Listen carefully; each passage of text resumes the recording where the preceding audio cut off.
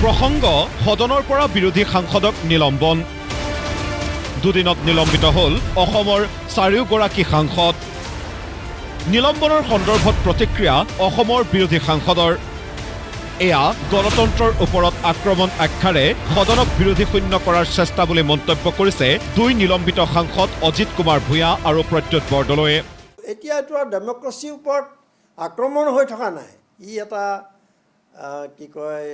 স্বৈৰতন্ত্ৰৰ ওপৰলৈ গুচি গৈছে এটা কল্পনাতীত স্বৈৰতন্ত্ৰৰ আৰু আগলৈ গুচি গৈছে গতিকে ই এটা বৰ অশুভ সংকেত আৰু এতিয়া তেওঁলোকৰ উদ্দেশ্যবোৰ লাহে লাহে ওলাই পৰিছে তেওঁলোকে এতিয়া সংসদত কেতিয়াৰ পৰা মই মানে কৃষক আইনখন যি ধৰণে পাছ কৰি লৈ গ'ল সংখ্যাৰ জোৰত আৰু এতিয়া আৰু বেয়ালৈ গৈছে ৰুলিং পাৰ্টি বিজেপি চৰকাৰে তেওঁলোকে গোটেইবিলাক ইনষ্টিটিউশ্যন যিমানবিলাক ইনষ্টিটিউশ্যন আমাৰ দেশত আছে গণতান্ত্ৰিক ইনষ্টিটিউশ্যন এফালৰ পৰা তেওঁলোকে ধ্বংস কৰি গৈ আছে আৰু প্ৰত্যেকটো ইনষ্টিটিউশ্যনকে তেওঁলোকে ঘূনে খোৱাৰ দৰে ফুপুলা কৰি পেলালে আজি পাৰ্লিয়ামেণ্টতো তেওঁলোকে এনেধৰণে কাম কৰিছে তেওঁলোকৰ এজেণ্ডাটো হ'ল যে পাৰ্লিয়ামেণ্টৰ পৰা সকলো বিৰোধী অৱস্থিতি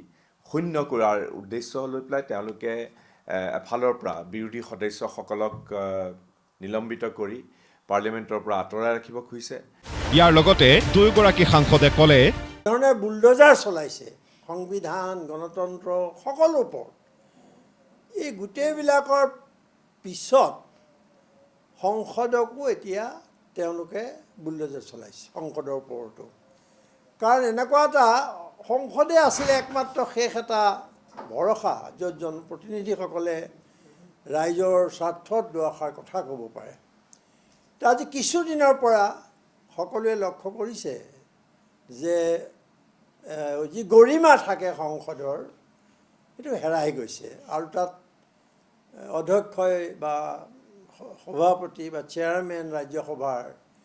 তেওঁলোকৰ ভূমিকাও নিৰপেক্ষ নোহোৱাৰ কাৰণে বহুত সমস্যা হৈছে এইটো টাৰ্মৰ পাৰ্লিয়ামেণ্টাৰী ছেছনৰ মানে আমাৰ যিটো লোকসভাৰ টাৰ্ম সেই লোকসভাৰ টাৰ্মটোৰ এয়া সঁচা কথা ক'বলৈ গ'লে শেষ অধিৱেশন কাৰণ তাৰপিছত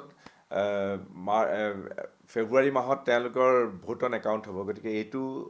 সদনে এইখনেই হ'ল দীঘলীয়া এটা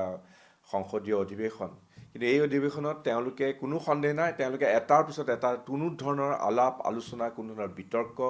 কোনো ধৰণৰ গণতান্ত্ৰিক আলোচনা নোহোৱাকৈ তেওঁলোকে এতিয়া তেওঁলোকৰ সংখ্যাধিক্যৰ বলত কোনো অপজিশ্যন নথকাকৈ তেওঁলোকে এখনৰ পিছত এখনকৈ বিল তেওঁলোকে পাছ কৰিব আৰু আইন কৰিব আৰু সেইকাৰণেই তেওঁলোকৰ উদ্দেশ্য গতিকে এটা তুলুঙা যুক্তিত তেওঁলোকে